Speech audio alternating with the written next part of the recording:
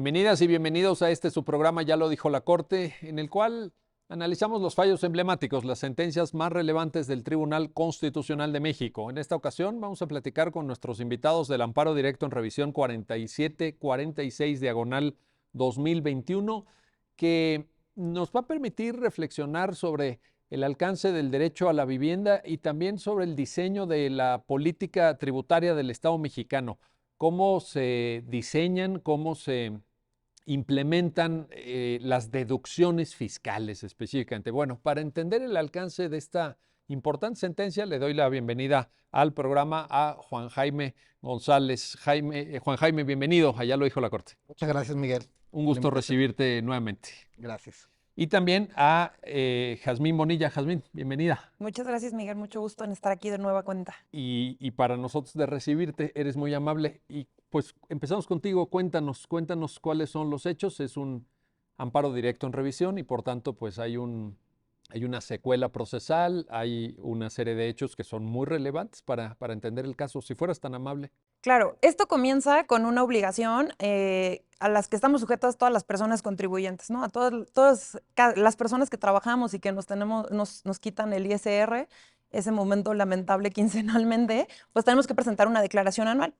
Entonces, bueno, las personas que depositan todo esto en sus contadores o que no tienen como mucha noción fiscal, la declaración anual es el momento en el que tú le informas al fisco todo lo que ganaste, todos tus ingresos y las deducciones a las que tú tienes derecho, ¿no? Dependiendo del régimen fiscal en el que estés, habrá ciertas deducciones a las que tú tienes derecho a participar. Una de ellas es justamente la que se somete a debate en este caso, que es las personas que adquieren vivienda por conducto de un crédito hipotecario. La ley de impuesto sobre la renta, el artículo 151, fracción cuarta, establece que pueden deducir a sus ingresos los intereses reales que hayan pagado por el crédito hipotecario de la vivienda, casa, habitación. Pues entonces, esta es una persona que presenta su declaración anual y poco tiempo después solicita una devolución de impuestos por diversos conceptos, entre ellos el pago de los intereses reales por casa, habitación. Pero, ¿qué sucede? Esta persona tiene dos casas. Una es un caso que es muy frecuente que pasa en la República Mexicana, que empiezas a trabajar en un estado de la República y por necesidades del servicio, por razones de trabajo, te cambias de residencia y entonces esta persona tenía una casa ya en una entidad federativa, muda de residencia a otra entidad federativa con motivo de un trabajo y en esa entidad adquiere vivienda. Entonces, su solicitud de devolución deriva de que en el nuevo lugar adquirió una vivienda y también quiere deducir los intereses reales de esa segunda casa habitación, tanto de la que ya había adquirido como de la segunda casa habitación. El SAT le niega o le devuelve parcialmente, como lo queramos ver, o sea, una parte de los impuestos se lo devuelve por otros motivos que no son estos de la vivienda y la parte de la vivienda le dice no te voy a devolver porque la ley dice que solo puedes deducir los intereses de una sola casa habitación, que es la casa en la que vives, ¿no? Tu casa habitación. Estando así las cosas, esta persona acude a un juicio contencioso administrativo federal y en el juicio contencioso, pues palabras más, palabras menos, le dicen la autoridad fiscal tiene razón, no te puede devolver por esta parte y le conceden la razón por otros temas que no son materia de este amparo, ¿no? Que son, tienes razón, en otros conceptos no te fundaron ni te motivaron la negativa, pero por lo que hace el tema de la deducción de los intereses reales, en esto no tienes derecho. No le gusta esta decisión y promueve un amparo directo en el que plantea la inconstitucionalidad del artículo 151, fracción cuarta. Y el argumento esencial es que ese artículo contraviene el derecho a la vivienda digna y decorosa. Básicamente, o en esencia, lo que alega es, a través de esa deducción reducida o limitada a una sola casa habitación, se está impidiendo que yo ejerza mi derecho a la vivienda porque no puedo adquirir vivienda para donde yo necesito vivir, ¿no? Donde estoy trabajando. Entonces, el colegiado no le da la razón y como no le gusta, interpone un recurso de revisión que le toca conocer a la segunda sala y así es como llega el asunto a la Suprema Corte. Correcto. Muchas gracias, Jazmín, por esta síntesis. Juan Jaime, la política tributaria del Estado mexicano, ¿qué es deducible, qué no es deducible? Finalmente, la deducción es un beneficio que se da al contribuyente. Es como ¿cómo lo definimos? Como una ayudadita, como o al menos cierto tipo de deducible, ¿no? Aquí hay una clasificación, hay una tipología. Muchas gracias, Miguel. De hecho, creo que es muy interesante la pregunta, porque creo que en el Estado mexicano además falta transitar a una cultura tributaria correcta, ciudadana, que conozcan los impuestos, que conozcan cómo se pagan, sobre todo en estos casos que además estamos hablando de personas físicas. Todas las personas físicas también están obligadas a pagar contribuciones y además son personas físicas que están bajo un régimen de salarios, Sí. que creo que es el grueso de la población que contribuye a las cargas públicas. Es muy interesante tu pregunta porque hay una categorización tratándose de deducciones. Y los temas fiscales siempre son complejos. Creo que primero tendremos que empezar con un concepto muy amplio que yo le llamo figuras aminorativas de la carga tributaria. Son muchas cosas lo que podemos encontrar. Encontramos condonaciones, exenciones, deducciones, y luego todo esto puede sonar muy confuso porque es qué y cómo funciona, ¿no? La deducción específicamente es un descuento que se hace, digamos, un descuento a un total de ingresos para el cálculo del impuesto. Normalmente al cálculo del impuesto tenemos el total de ingresos y se le aplica una tasa y nos da un resultado a pagar. Esta deducción, pues es un descuento o una minoración que se hace a total de ingresos para que esa masa de ingresos sea menor y por lo tanto al aplicar la tasa tengamos un impuesto menor a pagar. Pero cierto es que hay una categorización, porque lo que tenemos que reflexionar es por qué el Estado, o más bien la pregunta será, ¿el Estado tiene que reconocer deducciones? Si sí, ¿cuáles? ¿Y todas las tiene que reconocer o algunas participan de una naturaleza distinta? En la jurisprudencia de la Corte les han llamado estos nombres tan raros, les llaman deducciones estructurales y no estructurales.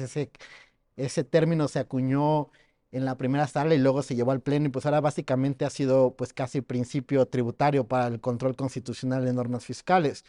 Pero como lo he dicho incluso en otros programas, en materia fiscal la Constitución no dice mucho. Es El correcto. 31 fracción cuarta dice que la ciudadanía está obligada a contribuir a las cargas públicas de manera proporcional y equitativa que dispongan las leyes. Y es lo único que dice.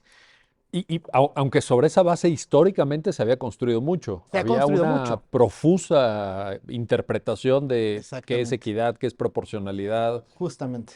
alcances, Impuestos, derechos, aprovechamientos, Todo. sí. sí, La o sea, tipología. ahí como que la creatividad, estoy pensando sobre todo en octava época, donde hubo Totalmente. mucha, pero incluso una jurisprudencia creativa, en el buen Sí, sentido, sí, lo digo sí. en el buen sentido, pero Sí, muy sistemática, reflexiva, muy ajá. sistemática. Sí, y que aparte le da sentido a entender justamente los tipos de deducciones. De esta frase yo subrayaría proporcional, o sea, la parte proporcional, que es proporcionalidad, porque ahí es donde la Corte empieza a dividir los tipos de deducciones. Y entonces te dice, hay algunos tipos de deducciones que no son propiamente parte, en estricto sentido, de la política fiscal, sino que el Estado sí te las tiene que reconocer. ¿Y por qué te las tiene que reconocer?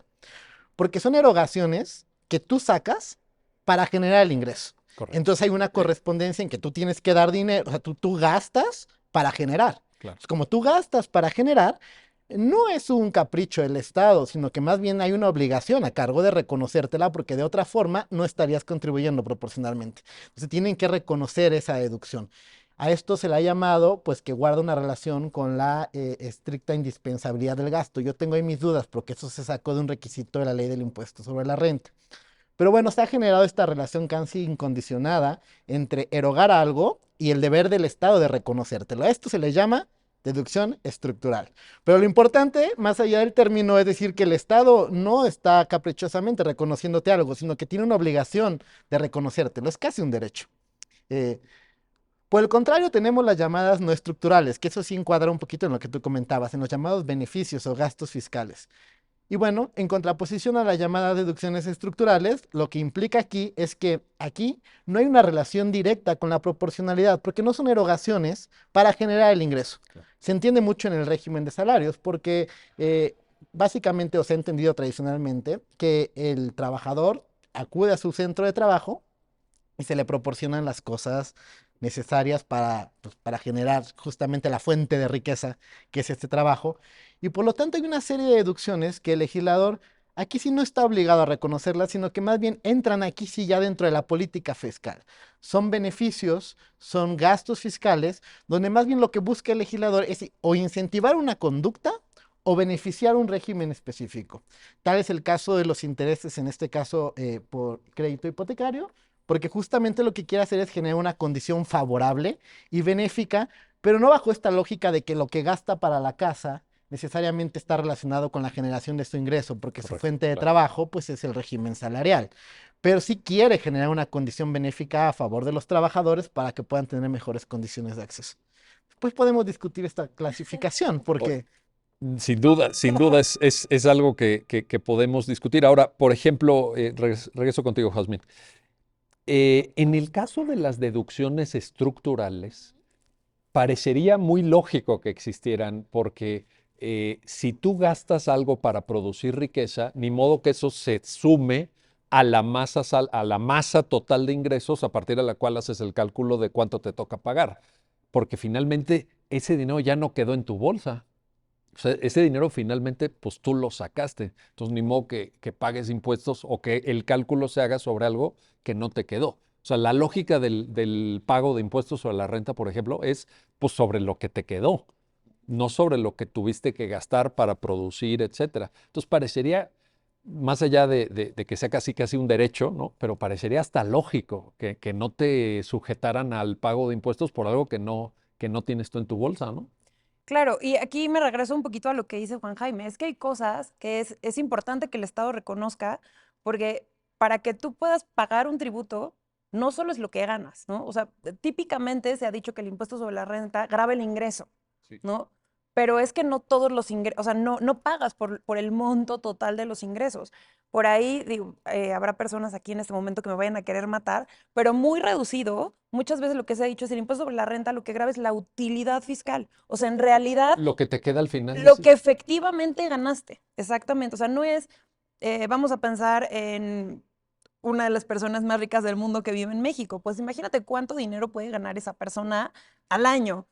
Pero pues todo, o sea, todo lo que nosotros creemos que se puede pagar por el que vende, pues que gana por vender cigarros, teléfonos, ropa, agua, por todo lo que nos podemos imaginar, todo ese ingreso no se queda en su bolsa, ¿no? O sea, no es que esa persona sea rica, pero porque todo lo todo que entra ese a su dinero cuenta, entra en su cuenta y ahí se digamos, queda. todo lo que facturan sus empresas, Exacto. etcétera. Para poder generar, o sea, para poder generar ese dinero, para tener estas cantidades de dinero, pues necesita comprar insumos, ¿no? Entonces, vamos a pensar, hace cigarros, bueno, pues es que la caja de cartón que sirve para la cajetilla, la pintura para la caja, el envoltorio, la hoja de papel arroz, el tabaco, todo eso son insumos para producir ese cigarro.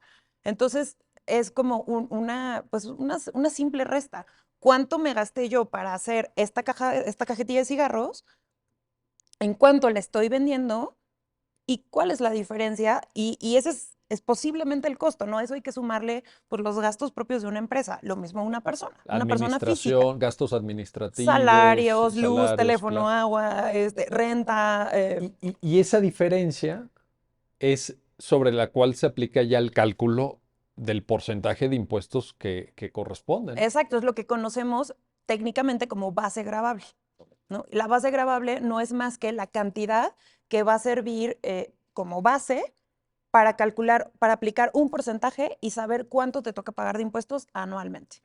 Entonces, pues sí es importante que se reconozcan ciertas deducciones como obligatorias, que en este caso son las estructurales, porque son absolutamente necesarias para que tú puedas producir el ingreso, porque no todo lo que ganas al año se queda en tu bolsa, ¿no? Para tú poder ganar eso al año, necesitas efectuar ciertos gastos. Entonces, ahí ya empiezan algunas controversias, ¿no? Dependiendo del régimen fiscal en el que estés. Entonces, por ejemplo, las personas en el régimen de salarios no pueden deducir la gasolina. Hay personas físicas que estando en otro régimen sí la pueden deducir, ¿no? Entonces empiezan ahí las controversias de por qué si yo también necesito gasolina para llegar a mi trabajo, no la puedo deducir porque solo estoy como asalariada y por qué otras personas físicas sí. Que entonces ese tipo de conflictos son los que llevan a la Corte o a los tribunales colegiados, o en general al Poder Judicial de la Federación, a determinar si, por ejemplo, ese trato diferenciado es adecuado o no, dependiendo del régimen fiscal en el que estés, pero esencialmente eh, lo correcto es, yo no te puedo cobrar por todo lo que ganas al año, porque yo sé que para ganar eso al año, tú necesitas hacer gastos. Por eso decía yo, al final del día, una lógica de cobro de impuesto como es el impuesto a la renta, tiene que ser sobre lo que, lo voy a simplificar mucho, perdón, pero es lo que te queda en la bolsa. Sí, lo efectivamente Lo, ganado, lo que te puedes gastar. lo que te puedes gastar. O sea, Sí. sobre eso, pues tú dime si es el 25, si es el 30, si es el 35%, pero no me pongas ahí las cosas en las cuales yo gasté, porque ese dinero ya no está en mi bolsa. Claro, O o sea, sea, es lo que me queda para ir a comprar mis dulces. O sea, totalmente. literal, ese es mi Ahora, ingreso. decía Juan Jaime, a ver, en las no estructuradas, en Ujú. las deducciones no estructuradas, digamos que ya hay una incidencia de diseño de política fiscal. Ahí el Estado, digamos, tiene un poquito más de margen Es o, buena onda, o es buena o ¿o no, no? es buena onda o no, ¿no? Ya Exacto. veremos. Pero en el sentido de que no parecería que existe con tanta claridad, como ahorita ustedes dos lo han explicado, la necesidad de no tomar en cuenta para configurar la base gravable, pues a diferencia de las deducciones estructuradas, digamos todo lo que te gastaste, etcétera. Aquí como que el margen es diferente, a lo mejor un gobierno con un cierto sesgo ideológico a la derecha o de centro o a la izquierda, pues iría modulando las deducciones no estructuradas. ¿Lo ves así? Sí, y ahí está el peligro de las deducciones no estructurales. Digo, ahorita lo dije muy coloquial, pues en buena onda, porque el Estado o el país, ¿no? Cuando hablamos del Estado nos referimos al país o al gobierno correspondiente, lo que hace es, soy bien buena onda y te regalo esta deducción. O sea, el Estado lo ve como una dádiva graciosa del legislador de, porque soy buena onda, te voy a dar esto.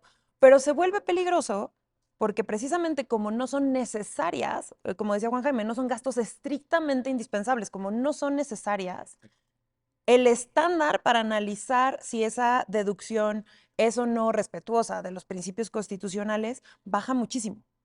¿Por qué? Porque, y aquí voy a hacer un comentario, bueno, estrictamente personal, que muchas veces en sentencias se terminan justificando diciendo, es que está justificada porque es política fiscal. Bueno, es que todo es política fiscal, ¿no? Pasa mucho en las sentencias que cuando ves ahí un viso de que la deducción no está tan bien regulada, se termina justificando, como no estructural, es política fiscal y pues el legislador tiene un amplio margen. Yo no soy de las partidarias en el que la política fiscal pueda justificar todo, porque pues todas las deducciones siempre van a ser con base en una política fiscal o tributaria. Me parece que siempre hay que como rascarle un poquito más, encontrar el sentido de la deducción.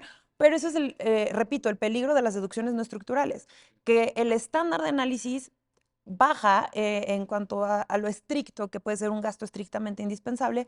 ¿Por qué? Porque finalmente se trata de opciones a disminuir tu base gravable que te da el legislador, entre comillas, nuevamente por buena onda, ¿no? Yo no estoy obligado a reconocerte este gasto porque no es necesario para generar el ingreso. Te lo estoy reconociendo porque soy buena onda. Ahora, estás tocando un punto de enorme relevancia y gran profundidad, que es la capacidad de incidir en diseños de política fiscal por parte de revisiones judiciales. Esto ha sido muy analizado, muy discutido. En esta misma Suprema Corte ha habido, dependiendo del momento histórico, diferentes aproximaciones. Yo recordaba la octava época, en donde se dio pues esto que algunos autores calificaron como la industria del amparo fiscal, en donde llegaban y llegaban asuntos. ¿Por qué? Pues porque la Corte le entraba y le entraba y le entraba y se llegaron a declarar inconstitucionales impuestos o decisiones de la política fiscal del Estado mexicano que uno diría, híjole, no, pues sí corresponde a un tribunal constitucional decir, vamos a grabar esto o lo vamos a grabar así o no, pero tampoco llegando al punto de decir, pues como es política fiscal, hagan lo que quieran, porque hay un marco constitucional, ya Juan Jaime citaba el 31 fracción cuarta, y además hay facultades de revisión en materia, no de revisión en el sentido técnico del recurso de revisión, sino de echarle ojo a ver, pues, qué están haciendo ahí, qué está haciendo el fisco, cómo incide en la generación de riqueza, cómo incide en la extracción de recursos de la bolsa de los ciudadanos, etcétera. Eso, pues un tribunal constitucional lo tiene que hacer. Pero la frontera no está fácil, ¿no? Pues mira, yo soy de las personas que cree que incluso ya hasta se abusó de la facultad de la revisión. Bueno, me parece que las últimas reformas judiciales han pretenden fortalecer nuevamente esta parte como tribunal constitucional. Digo, pensando en la octava época, pues no estaba tan fortalecida la Corte como tribunal constitucional en realidad. Pero bueno, a mí me parece que incluso hemos llegado al grado, o se había llegado al grado de que lo que se sometía a consideración eran cosas específicas. Voy a poner un ejemplo como absurdo, ¿no?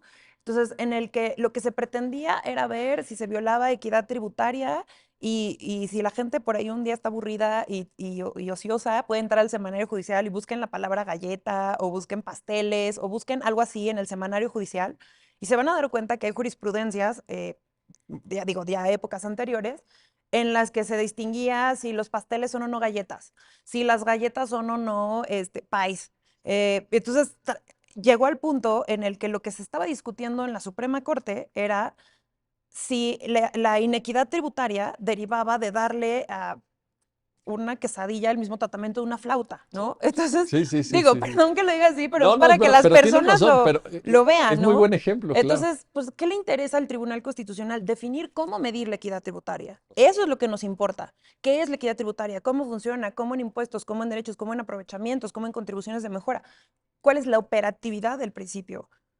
Ya el tema particular de que si una quesadilla es o no una flauta, o que si un yogurt sólido, porque eso sí pasó, ¿no? Que si un yogurt sólido tiene la misma cantidad alimenticia que un yogur líquido, pues eso ya es un tema de legalidad. Digo, aunque se haya relacionado con un tema de constitucionalidad como es la equidad, ya es un tema de valoración probatoria saber si las quesadillas son o no flautas, o si los sopes son o no chilaquiles, ¿sabes?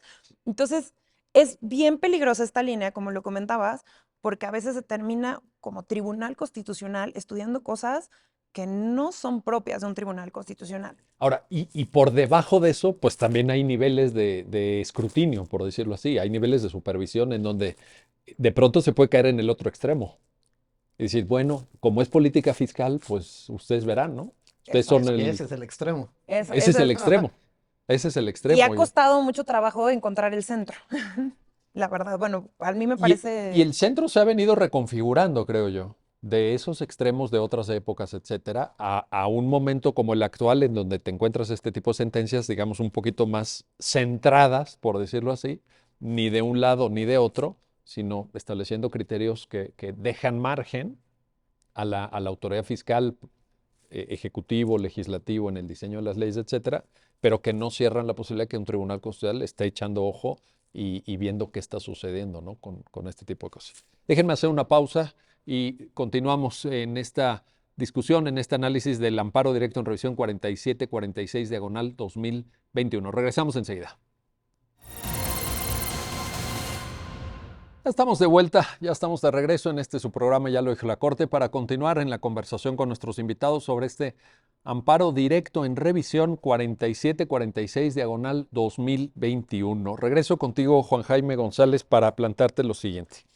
¿Qué sucede con esta lógica de deducciones no estructurales, pero vinculadas con el ejercicio de un derecho humano? Porque me parece que aquí la persona que finalmente llega a plantear esto a la Corte, lo que está diciendo, nos lo contaba Jazmín al principio, es, pues esto me lo tienen que reconocer en función de que yo lo necesito para mi derecho a la vivienda. Yo, digamos, había como toda esta argumentación, ¿no? El derecho a la vivienda, si es una vivienda, si son varias viviendas o cómo se ejerce el derecho a la vivienda, etcétera, pero te lo planteo en términos muy generales.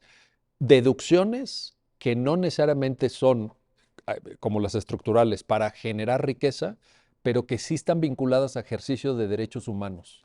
De hecho, es muy interesante la pregunta porque en función de la categorización entre estructurales y no estructurales, en la jurisprudencia de la Corte el parámetro de control va a cambiar. Cuando se trata de estructurales, que es lo que es, no voy a abundar tanto en esas porque no es el caso, pero nada más para tener claro eso, yo decía, subrayen la parte de proporcionalidad, son las que el Estado te tiene que reconocer. El estudio de este tipo de deducciones, justamente como estas erogaciones para generar el gasto, ya ponía un ejemplo, Jazmín, yo gasto tanto en materiales, pero pues ese que gasté, pues me lo tienes que reconocer. El ejercicio de este tipo de erogaciones se analiza a la luz de los principios tributarios: proporcionalidad, equidad, legalidad y gasto público, 31 fracción cuarta. Solo esas, porque justamente surgen de la necesidad y de este criterio de proporcionalidad. Las que no son estructurales, justamente como no participan de esta digamos, reconocimiento de fuente de riqueza como capacidad contributiva para erogaciones, para generar el ingreso, la Corte ha dicho, estas no participan de los principios tributarios.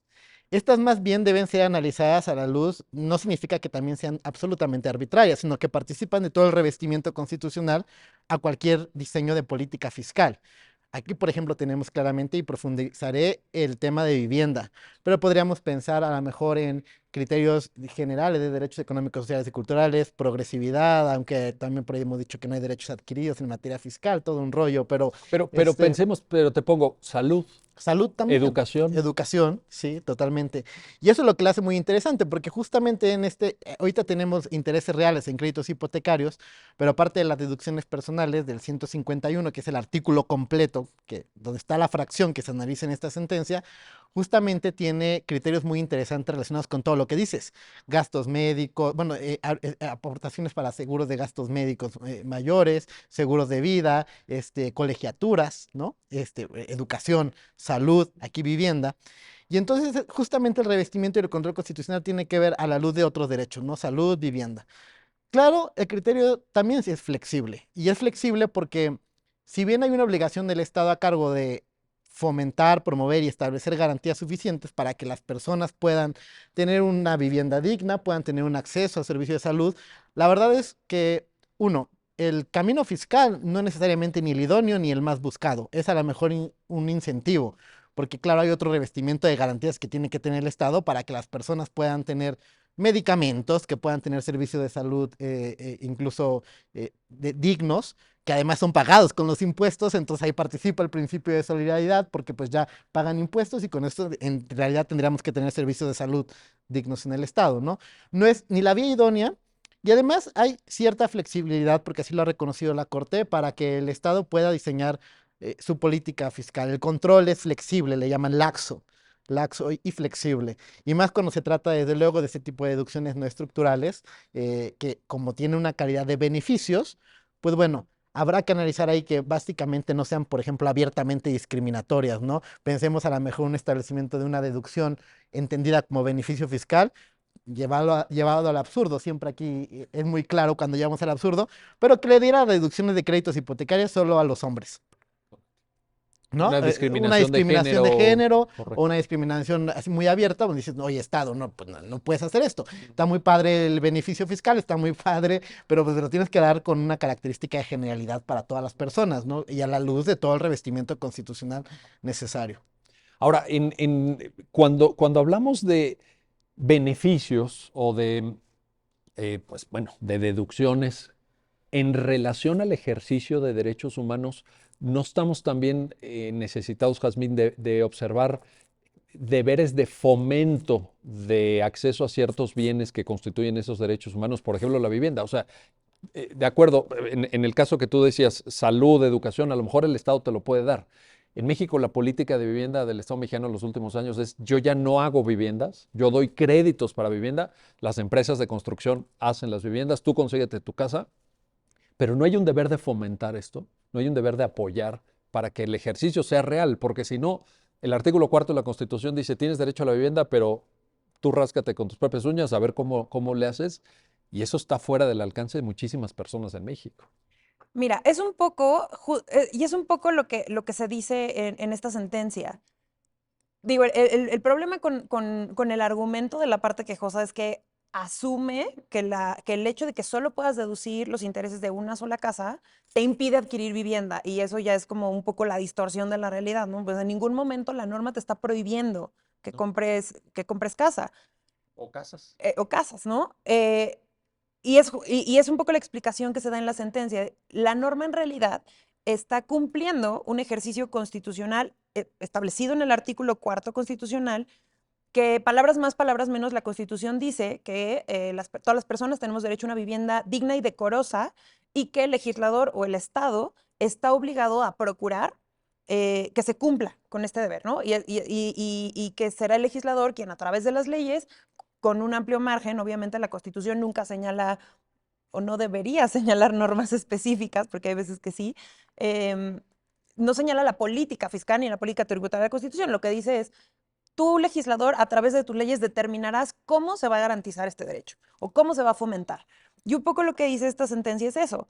Mira, en ejercicio de la obligación que impone el artículo 4 constitucional al Estado de procurar que las personas accedamos a una vivienda digna y decorosa, una de las opciones que utilizó el Estado fue fijar una deducción en la que te permite deducir los intereses de la casa en la que vas a vivir, ¿no? Entonces mira, como bien lo dices, como yo no te puedo dar una casa, como yo no te puedo construir una casa y no te la puedo regalar y no puedo decir, bueno, todas las personas en México van a tener una casa construida por mí que les voy a regalar, lo que sí puedo hacer es darte facilidades para adquirirla. Entonces, como yo sé que la vivienda es muy cara en México, y además si nos movemos en las entidades federativas, lo que aquí en la Ciudad de México puede costar 6 millones y es un departamento miniatura, a lo mejor con eso al interior de la República, en algún otro estado, te compras una casa de 2 pisos, ¿no? Vaya que sí. Entonces, procurando, viendo lo que cuesta la casa, temas inflacionarios, la situación de pobreza, si los sueldos o no alcanzan a las personas, lo que puedo hacer es ayudarte a que la adquieras. ¿Cómo la voy a ayudar? Mira, los intereses reales, lo que la ley dice como intereses reales, son los intereses que pagamos en el banco todos, ¿no? Por cualquier crédito personal, hipotecario, por cualquier crédito al salario que tengamos. Entonces, los intereses que tú tendrías que pagar, pues, son altísimos, ¿no? Para que el banco te financie un crédito hipotecario, te cobran pues, intereses bastante altos, aun por muchas tasas preferenciales que se tengan. Y es una parte del ingreso Considerable, de del ingreso del que ya es lo que ingreso. te gastas, ¿no? Sí. Hace rato decíamos, ¿qué es o sea, cuál es el ingreso que constituye el impuesto? Pues lo que te sirve para tus dulces, ¿no? Lo que te queda. Bueno, y si fuera para los dulces, Ojalá. pero no, es que, no, pero es que ahí viene mi pregunta, porque puede ser para los dulces, puede ser para ir al cine, puede ser para ir de vacaciones. A lo mejor Claro. eso no necesariamente está vinculado o no de manera tan directa o tan estrecha con el ejercicio de un derecho humano, pero el pago de hipoteca sí. Sí, ¿en dónde voy a vivir, no? Voy a vivir siempre con mis papás. No, bueno, o sea, te- la Constitución dice, tienes un derecho a la vivienda. Bueno, Exacto. ¿cómo le hago? Entonces, como ¿Cómo no le hago? tengo, como yo Estado no tengo dinero para construir casas para todos, te facilito el acceso a la vivienda. Yo sé lo que cuesta adquirir una casa, yo sé lo que tienes que pagar,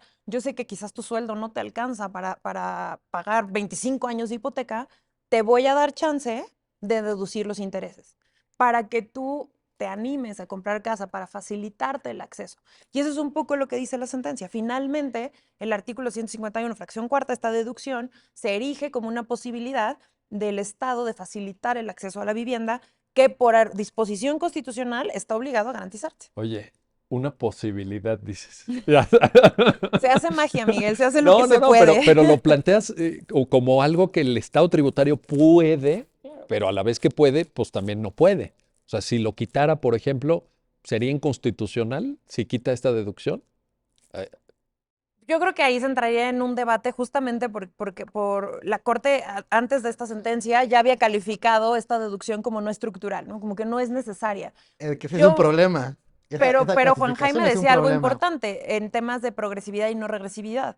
Yo lo que diría es, no lo sé, estoy especulando y posiblemente pueda quitarla siempre y cuando haya otra medida que sea progresiva y que haga que quitar esto no sea regresivo, ¿no? Pero eso es muy difícil. A la luz del estándar de los derechos fundamentales, quitar algo que ya, o sea, digo, en temas de progresividad y no regresividad, muy básicamente lo que se trata es, si tú ya tienes un piso mínimo, por muy mínimo que sea, aunque sea muy malo, o sea, si tu servicio tus prestaciones de salud son malísimas, pero es pero eso lo que las tienes. tienes, Claro, ¿no? correcto. Entonces, tus prestaciones de salud son malísimas y alcanzan a 10 personas. Ah, es que yo ahora voy a hacer una súper buena para 5 personas. No, no puedes hacer eso, porque la anterior era mala, pero alcanzaba a 10, medianamente a 10. Tú ya no puedes decir, bueno, pero ahora voy a garantizar a 5. Ese es el problema muy básico, lo estoy bajando muchísimo con la prohibición de regresividad, ¿no? Entonces, si tú ya tienes una medida que dice, bueno, a todas estas personas que quieran adquirir casa les voy a dar el beneficio, me cuesta mucho trabajo pensar en cómo quitándola vas a dar algo mucho más benéfico a la misma cantidad de personas que ya alcanzaba la medida y con el mismo beneficio. Pero bueno, habría que ver qué magia hace, ¿no? El Estado. La- Juan Jaime, pero voy al mismo tema. Estamos hablando del ejercicio real, fíjate, Ujú. no del ejercicio teórico, no de una concepción académica del derecho a la vivienda. Si queremos que la gente tenga vivienda, tenemos que dar este tipo de apoyos. O sea, no es algo menor. No. Si a un trabajador le cuesta el 30% de su ingreso el pago de intereses hipotecarios y el Estado no lo apoya con el carácter deducible de eso, y al contrario, lo considera dentro de la base gravable de la declaración anual, pues yo no sé qué tipo de política, deja ya de política fiscal, de política de apoyo al ejercicio del derecho de vivienda, De acuerdo. está llevando a cabo. Sí, mira, yo la verdad, a título personal tengo que decir que esta clasificación de no estructurales y estructurales me parece muy buena en su momento, pero tiene que ser repensada. Fíjate. Porque es una clasificación y una categorización que está pensada en términos binarios completamente opuestos, y entonces te lleva pues a opuestos con conclusiones totalmente antagónicas y aparte totalitarias. Es decir, si no te lo tiene que reconocer el Estado, pasamos a que esto es un beneficio y básicamente te lo puede quitar. Yo tengo mis dudas de eso. Creo que hay reconocimiento de deducciones que sí pueden ser absolutamente no estructurales, es decir, beneficios. Y el ejemplo más sencillo son los donativos. Creo que un donativo sí es una deducción completamente no estructural, Sí. o sea, que es un beneficio que da el Estado para incentivar que las personas aporten a otras personas bajo un criterio de solidaridad, y entonces el Estado te reconoce y te permite que ese ingreso también lo deduzcas de tu ingreso fiscal. ¿Ok?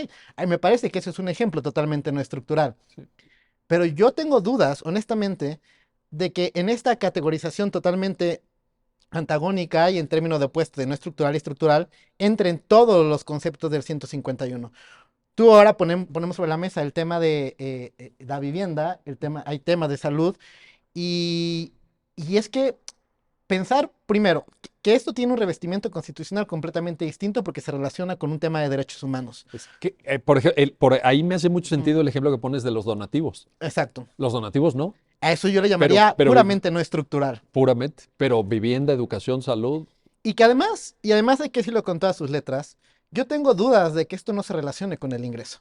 correcto. Quizá no, Claro. no en términos de necesidad, pero el término de necesidad lo sacó la jurisprudencia de la Corte a partir de la fracción, bueno, ahora es creo la fracción primera del 27 de la ley del impuesto sobre la renta, pero eso es un requisito de ley.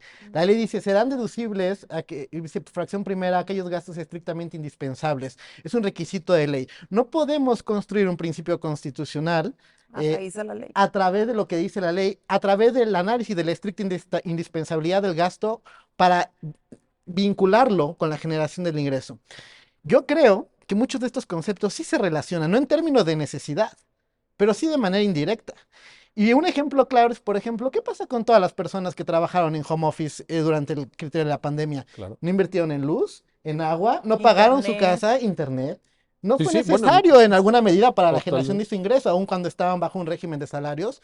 Yo creo que esta categorización, y lo digo de manera muy respetuosa, fue absolutamente útil para la Corte en su momento, Sí. pero tiene que ser repensada.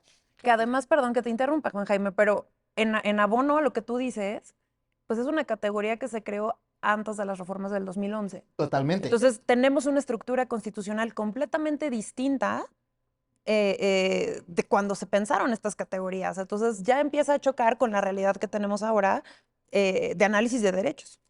Y por eso es que yo te decía, vinculándolo con ejemplos como salud, educación, vivienda mismo, etcétera, que me parece que sí entraría en el ejercicio efectivo del derecho, no académico, no teórico, este deber de fomentar condiciones reales de acceso. O sea, al final del día, déjame, te lo pongo como decíamos al principio, esos intereses que tú pagaste por tu crédito hipotecario ya no están en tu bolsa.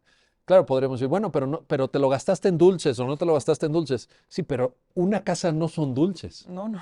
Una casa no es ir al cine, no es ir a ver un partido de fútbol de no sé qué. O sea, es algo absolutamente indispensable. Tan es así para el proyecto de vida de una persona que las constituciones lo reconocen como derecho fundamental. Ahí es donde creo que hace sentido elevar un poco el escrutinio por parte de un tribunal constitucional. Estoy totalmente de acuerdo, que además claramente es una política que fomenta, o sea, que debería estar ahí para fomentar en términos reales el acceso efectivo a la vivienda. Sí, sí, estoy totalmente de acuerdo con eso, porque además, cierto es que habla de intereses reales, pero los créditos hipotecarios generalmente tienen erogaciones más allá incluso del propio interés real, porque se integra los intereses del CAT, pues por una serie de cosas que cobran las instituciones crediticias, incluyendo comisiones, Sí. seguros, que no entran dentro del concepto deducible. Es decir, adquirir una vivienda es caro y es más caro de lo que cuesta la simple vivienda. Y si la adquieres con financiamiento bancario, bueno, se te dispara el O sea, Totalmente. porque decía Jazmín, bueno, un departamento aquí en Ciudad de México, un departamento pequeño que te cuesta no sé cuántos millones, etcétera. Sí, pero súmale el costo del financiamiento. Claro. O sea, no es el costo de la vivienda solamente, Sí, sino ya el no te costó 2 pesos, te Claro. costó 10. Pero incluso si fueran esos tantos millones que citaste, al final lo que terminas pagando Sí, es claro. más. Pero justo el problema es un poco lo que comentaba Jazmín, de que la categorizó como no estructural. Por eso yo Sí, insisto en sí. en la necesidad de repensarnos esta categorización en términos totalmente antagónicos, totalmente binarios, porque nos llega a conclusiones donde a lo mejor hay una serie de grises. ¿Cuántas veces hemos dicho no todo es blanco y negro? Pues sí, no todo es blanco y negro en las deducciones, no todo es estructural o no estructural. Yo creo que hay una gama ya de política fiscal en términos de deducciones, hablando de figuras aminorativas de la carga tributaria, entre el extremo de lo que es estructural y que se tiene que reconocer porque es lo que ya hemos expresado, y lo puramente no estructural. Poníamos el ejemplo de los donativos, ¿no? Sí. Que además, cierto es que, por ejemplo, donativos sí han servido como mecanismo para erosionar bases grabables, etcétera, y podemos entrar en otra cosa. Hay una gama de grises en medio, ¿no? Que necesitan un control constitucional, una aproximación distinta, que ya no pueden quedar así, porque si metemos esto como no estructural, hicimos es beneficio, se puede quitar, ¿no? Y ya, pero ¿qué tan beneficio es? O sea, Claro. es un beneficio, pero sí inmerso en una política de Estado de reconocimiento y aparte revestido de una serie de derechos constitucionales de las personas. Estamos hablando de personas físicas, ni siquiera personas físicas con actividad empresarial, personas físicas bajo el régimen de salarios, que Sí. claramente es es la gente que más aporta, porque el fisco retiene sus contribuciones a partir de los salarios que le paga. Los famosos contribuyentes cautivos, Los ¿verdad? Sí, contribuyentes sí o sí cautivos, pagas sí o impuestos. sí pagas impuestos, ¿no? Y que además, pues es que justamente está hablando del grueso de la población, Sí. régimen de salarios, no son personas con actividad empresarial, no son empresas, es justamente donde el Estado debería enfocarse. Pues ahí está, ahí está. Y donde también los tribunales tienen que sacar la lupa, ¿no? Y echarle el ojo ahí. Bueno, déjenme hacer una pausa, no se vayan, regresamos enseguida para continuar en esta conversación, en este análisis sobre el amparo directo en revisión 4746 diagonal 2021 y la política fiscal de deducciones del Estado mexicano en relación al ejercicio del derecho fundamental a la vivienda. Regresamos enseguida. Ya estamos de vuelta, ya estamos de regreso para continuar la conversación, el análisis, el debate también, por qué no decirlo, con nuestros invitados sobre este amparo directo en revisión, el 4746-2021 y la política del Estado mexicano en relación a las deducciones fiscales. A ver, Jazmín, un poco la cuestión era, y incluso en la sentencia se cita la exposición de motivos de reformas a la ley del impuesto a la renta, etcétera. ¿Puede operar esta deducción respecto de una vivienda o de más viviendas que se requieran? Por ejemplo, tú misma lo decías, una persona tiene una vivienda habitual, pero de pronto por necesidades del servicio, por el tipo de trabajo que hace, adquiere una segunda vivienda o eventualmente una tercera o una cuarta vivienda en otro lugar del territorio nacional. ¿Entraría la posibilidad de aplicar deducciones o no? Creo que ese es en parte el fondo del tema, ¿no? Mira, aquí lo que la sentencia dice a la luz de cómo se propuso el argumento y se hace una interpretación que a veces ya está muy de moda, que la interpretación conforme, la interpretación pro persona, pero hay otros tipos de interpretaciones que aún existen, ¿no? La gramatical, la auténtica. Entonces aquí se acude a los antecedentes legislativos, cómo se generó esta norma. Recordemos que la ley de impuesto sobre la renta que tenemos ahorita abrogó una que se llamaba igual, ¿no? Ley del impuesto sobre la renta, pero la cambió totalmente. Entonces aquí se acude a lo que ya había analizado esta Suprema Corte con el anterior artículo 176, que es el equivalente al actual 151, y la redacción del anterior artículo, la original era muy parecida a la del 151 que está ahorita, y la segunda redacción, la voy a leer, dice, los intereses reales efectivamente pagados en el ejercicio por créditos hipotecarios destinados a la adquisición de su casa habitación. Entonces, aquí la sentencia hace una interpretación incluso gramatical, ¿no? Como el adjetivo posesivo que significa de su casa habitación y se termina o se decanta por decir es una sola casa, la casa en la que vives, ¿no? Aquí creo que también... En singular, digamos. Exactamente. Su casa habitación. Sí, como digo, dicho muy redundante, pero suyas de él, ¿no? O sea, su casa suya de él, una sola casa. Entonces, aquí, esta es la propuesta que hace la sentencia. Ahora, a la luz de lo planteado, me parece que escaparon varias cuestiones que se pudieron haber argumentado, ¿no? No quiero yo dar aquí tips, pero me parece que hay varias cuestiones que se tienen que analizar de esta norma, ¿no? Lo primero es el tiempo. ¿Qué tal que yo termino de deducir una casa? Yo compré una casa y ya la deduje, pero mudé mi residencia. No pensemos en dos residencias al mismo tiempo. Mudé mi residencia por el mismo motivo de trabajo, y pues yo ya vendo esa casa o la mantengo como inversión para rentarla, por lo que sea, y ahora necesito adquirir una segunda casa. ¿Cuántas veces en el tiempo puedo ejercer mi derecho? Si yo ya compré una casa, ¿ya solo esos impuestos puedo deducir o puedo deducir en subsecuentes si se termina ese crédito? Esa es una posibilidad que no está analizada en la sentencia. Otra es el tope, ¿no? Porque la Sí, norma, tiene un límite, ¿verdad? exacto, la norma topa la posibilidad de deducir en un concepto que se llaman unidades de inversión, coloquialmente las conocemos como UDIs, UDIs. y entonces lo que dice es, siempre que el monto del crédito no exceda tantas UDIs. Entonces, ¿qué pasa si yo excedí? Deduzco nada más hasta antes del tope y el exceso ya no puedo. Son estas cuestiones argumentativas que, bueno, el caso no da para eso porque no están propuestas, pero que me parece que se puede analizar la constitucionalidad de la norma a la luz de otros argumentos. Sí. Entonces, por como está planteado aquí, se dice, la norma está construida para una casa habitación. ¿Por qué? Pues porque el derecho a la vivienda, digamos, el Estado se obliga a garantizar que tengas dónde vivir, ¿no? Entonces, ¿qué tanto puedo estirar la liga para que tengas 2, 3, 4, 5 casas, ¿no? Entonces, a la luz de cómo está planteado, se dice, es solo una casa. Pero no está analizado todo este abanico de posibilidades que te estoy planteando ahorita, ¿no?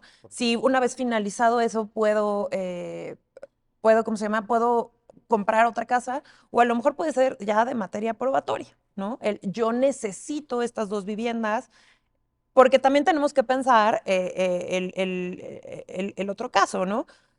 Pensando en la realidad de la población o de la mayoría de la población mexicana, ¿cuántas personas tienen la posibilidad de adquirir dos viviendas simultáneamente, ¿no? Y no caer en los extremos de, pues habrá quien quiera deducir también su casa de fin de semana. Quienes tengan posibilidades de adquirirla, bien por esas personas, pero está diseñado para garantizar que tengas donde vivir, no el esparcimiento. Ya es otro derecho fundamental, el libre esparcimiento Sí, y sí, todo sí, eso, sí. pero a la luz del derecho a la vivienda, ¿cómo garantizo que tampoco se estire tanto la liga, ¿no? Y creo que aquí también es un tema a reflexionar pues, cuántas personas en realidad están en posibilidades de adquirir dos casas simultáneamente. Y creo que ahí es donde el tope de las UDIs, pues quizás es lo que quiere ayudar, ¿no? Pero también el tope no toma en cuenta, pues, las zonas geográficas y cuánto cuesta la casa en distintas zonas geográficas. Que es muy variable. En la República Exactamente. Mexicana es lo que ustedes decían, ¿no? O sea, no es lo mismo. Aquí Ciudad de México es una cosa verdaderamente fuera de toda proporción, fuera de toda sensatez, pero en el interior de la República, pues te puedes comprar con el mismo monto una casa muy, muy, muy cómoda, digamos, muy grande, etcétera, ¿no? Ahora, Juan Jaime, un poco el argumento que ahorita Jazmín nos está planteando no cae en eso que decíamos, ¿por qué tomas en cuenta la ley para determinar el alcance del ejercicio de un derecho humano? Porque la ley del impuesto a la renta dice su casa habitación, la suya de él, decíamos, sí, pero pues, sí, pues el legislador dirá lo que sea, pero el ejercicio de mi derecho a la vivienda puede ser en una casa o en dos casas, o en una casa y un departamento, o en una casa en el interior de la República y uno en la capital, o sea. Sí, entramos en muchos diseños de proyecto de vida incluso, ¿no? Libre desarrollo de la personalidad, proyecto de vida, tipos de familia. Las familias Claro. a veces no siempre están en una misma casa. Es decir, si hay elementos externos que pueden ser ponderados y valorados, no es el alcance de la sentencia. Ya Jazmín también dijo que a lo mejor pueden ser temas probatorios, pero cierto es que el problema, y justamente ese es el tema, seguir considerando esto como un beneficio puro y duro. Claro. Porque si nosotros seguimos considerando como, de hecho, en el engrose, no recuerdo ahora el número, pero cuando se hizo la categorización sobre deducciones estructurales y no estructurales, no solo se le llama beneficios, se le llama gastos fiscales y además se emplea la acepción, si no mal recuerdo, concepciones graciosas, es decir, casi Imagínate. es una bondad estatal, La dádiva gracia es del una, Estado. exactamente la dádiva del Estado, que lo puedo entender, como yo decía, en deducciones absolutamente no estructurales, como los donativos. Pero yo sigo insistiendo en la manera de repensarse esta categorización porque nos lleva a un extremo de considerar esto como una concesión graciosa. Y yo tengo mis dudas de eso. Las propias deducciones, incluso que aquí se postulan, en este caso los intereses reales para adquisición de vivienda, están limitados por el propio artículo que ya comentaba Jazmín, por ejemplo, en un límite de UDIs, además a una sola vivienda. Y aparte no hay que olvidar que en términos de deducciones personales, el propio 151 tiene un tope sobre todas las deducciones estructurales. 15% del ingreso anual de personas físicas o 15 salarios mínimos elevados al año, si no mal recuerdo. Es decir, sumando todas tus posibilidades de deducciones, gastos médicos, colegiaturas, intereses reales, de todas maneras, el límite deducible anual para personas físicas por régimen de salarios en su declaración anual está igualmente topado. Es decir, están muy controlados. No está, o sea, no digo que eso está mal, pero fíjense cómo están metiendo en el mismo costal los donativos que tú puedes hacer con tus intereses reales. Porque Imagínate, participan del mismo imagínate. límite deducible, es decir, lo están Híjole, metiendo en el qué mismo buen costal. ejemplo. Todo lo que tú tengas, donativos, colegiaturas y créditos y Y intereses, gastos médicos. está topado Pero por igual, porque por les doy un tratamiento igual. por eso yo les decía, si ameritaría una reflexión por parte de un tribunal constitucional aquellos gastos vinculados estrictamente, estrechamente con el ejercicio de un derecho humano. Estoy de acuerdo. O sea, yo creo que ahí, llámese educación, por ejemplo, llámese salud, en donde de repente decíamos, no, bueno, el Estado mexicano te tiene que proporcionar salud. Pues ya estará en el proyecto de vida de cada quien decidir si te vas a una institución pública de salud o si te vas a una institución privada y el Estado mexicano te tiene que apoyar fiscalmente para ese gasto que tú haces. Pero a mí me parece que poner a todo mundo en el mismo cajón, si tú te tienes que atender necesariamente en estas condiciones o tienes que ir a esta escuela y no puedes ir a otra escuela, oye, pero si la otra escuela me ofrece un mayor nivel académico o me ofrece un tipo de carrera que yo no encuentro en la universidad pública, etcétera, el Estado mexicano no te tiene que apoyar en el Sí, que además ejercicio de... déjamelo compagino con otro comentario, Miguel, porque ahorita estamos hablando de deducciones personales en el régimen de personas físicas, pero también hay que considerar que a partir de la reforma fiscal de 2013, el Estado limitó las deducciones que realizan las empresas a gastos exentos para trabajadores en materia de previsión social. También, fíjate. Fíjate. Las topó al 30%. Entonces, por la parte patronal, que es la empresa que le paga al trabajador y que también tenía conceptos deducibles, toda la previsión social también fue fuertemente limitada por parte del Estado mexicano. Muy Entonces, cuestionable, muy cuestionable. sí es una política fuerte en materia de deducciones. Lo entiendo por a lo mejor malos ejemplos que también existen en la política mexicana, donde desde luego hubo un abuso del derecho de empresas que querían deducir demasiado y entran en esquemas evasivos, elusivos, sobre todo en materia fiscal. Pero bueno, finalmente habría que pensarnos si la medida tenía que ver con un problema de límite de deducciones o con un límite de control fiscal, ¿no? Ya suficientes facultades de fiscalización hay para que pague lo que tiene que pagar cada empresa. Sí. Pero está fuertemente, digamos, limitado el esquema de deducciones, como para que además las personas físicas que tienen este tema de esquemas se vean pues en una concepción complicada. Y ahí la pregunta es, ¿qué hace un tribunal constitucional? Dice, pues esto el Estado mexicano lo decidió así, yo no tengo nada que aportar, yo no tengo nada que decir. Yo ya he o- dicho mi opinión, hay que repensarse esta categorización. A ver, Fin. Fin. Jazmín, nos quedan 2 minutos de programa, pues cuéntanos ya la conclusión, vaya, ¿es deducible solamente, o son deducibles, mejor dicho, los intereses reales pagados sobre una vivienda? Sí, finalmente la segunda sala lo que decide es, esta norma está diseñada para solo deducir una casa. Ahora, lo que resalto es, hasta ahí se quedó la sentencia, ¿no? Sí. Entonces no es que ya la segunda sala haya decidido, solo es para decir una casa para toda tu historia, para siempre, jamás. No, o sea, si lo que tú pretendes es deducir simultáneamente los intereses de dos casas, habitación, No se puede porque la norma está diseñada para una casa. Hasta ahí. No se pronunció sobre otros aspectos que en su momento pudieran ser objeto de discusión, ¿no? ¿Verías tú eventualmente la necesidad de que en un enriquecimiento argumentativo se plantearan casos con ciertos matices? Porque Juan Jaime está empezando a plantear un supuesto que a mí me parece muy interesante, que tú por tu situación familiar requieras 2 casas. Imagínate que estabas en un concubinato o en un matrimonio, estás pagando la hipoteca de tu primera casa y de repente sobreviene una separación o un divorcio y pues te necesitas, o uno de los dos se necesita salir, hay hijos, etcétera, pues no puedes tener 2 hipotecas.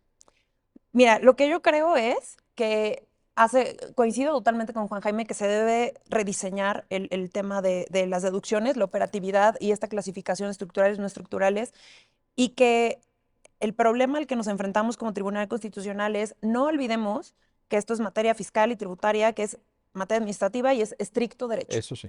¿no? Entonces, y creo que ya lo hemos comentado en otras ocasiones, para que la Corte pueda llegar a este replanteamiento o esta necesidad, necesitamos que lo propongan, Sí. ¿no? En este tipo de materias. Habrá materias en las que no, habrá materias en las que hay suplencia, la queja de manera absoluta, y vaya, no pasará nada. Pero por lo que hace a materia tributaria, se necesita el argumento. Entonces, aquí un poco también la invitación es si se ve que la Corte necesita, pues quizás actualización en la manera en la que clasificó las instituciones jurídicas o repensar los diseños jurisprudenciales que se han hecho en razón de que quizás ya no son técnicamente útiles o no son precisamente modernos a raíz de la reforma en derechos fundamentales, pues aquí la invitación es un poco a las partes en litigio que lo propongan, ¿no? Finalmente, habrá veces que la Corte se empeñe en sostener un criterio, pero un buen argumento te puede llevar totalmente a rediseñar un tema jurisprudencial, ¿no? Lo hemos visto en materia de derechos humanos. Creo que se ha avanzado muchísimo, sobre todo en DESCA, ¿no? Jurisprudencialmente, pero pues sí necesitamos o sí depende, en este caso que es materia administrativa, sí necesitamos que se plantee. Si no se plantea, pues por muy buenas intenciones que se tengan, estamos acotados por la ley de amparo, ¿no? Ahí está la invitación. Jazmín Monilla, Juan Jaime González, gracias. Gracias a ambos por ayudarnos a entender este importante pronunciamiento de la Corte y gracias a usted que hace posible su programa Ya lo dijo la Corte, en el cual analizamos los fallos emblemáticos, las sentencias más relevantes del Tribunal Constitucional de México. Hasta pronto.